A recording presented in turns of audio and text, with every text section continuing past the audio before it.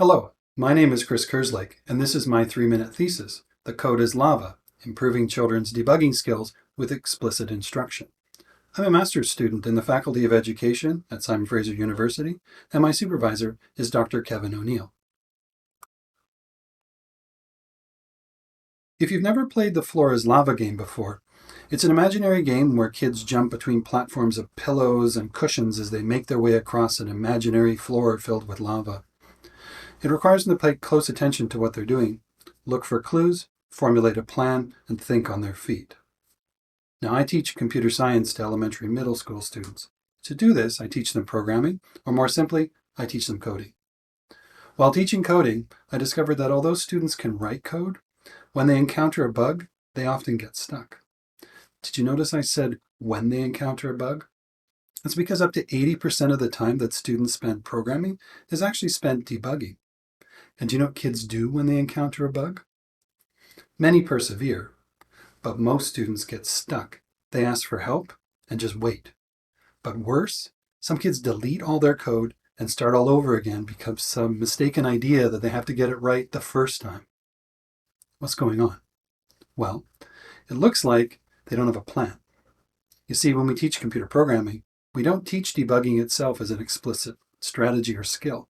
Instead, it's assumed that as they do more code, they'll learn how to debug.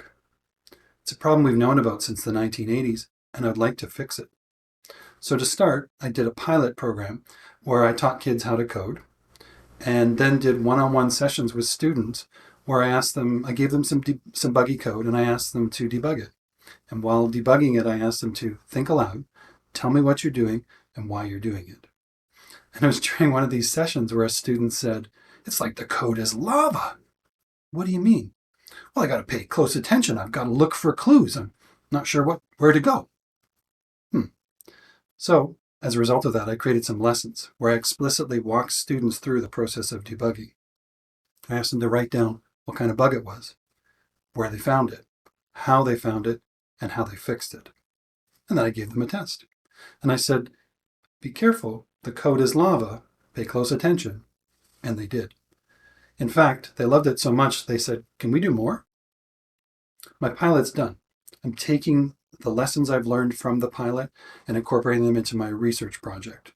In my research project, again, I'll be teaching kids how to code, but this time introducing explicit debugging instruction as part of the design. I'm looking to measure how effective this is, both in terms of their ability to debug, but also in terms of their level of confidence continuing on. You see, ultimately, although I want to create lessons to help computer science teachers, I'm looking to help improve kids and help them engage with computer science and coding. I no longer want them to see the code as lava. Thank you.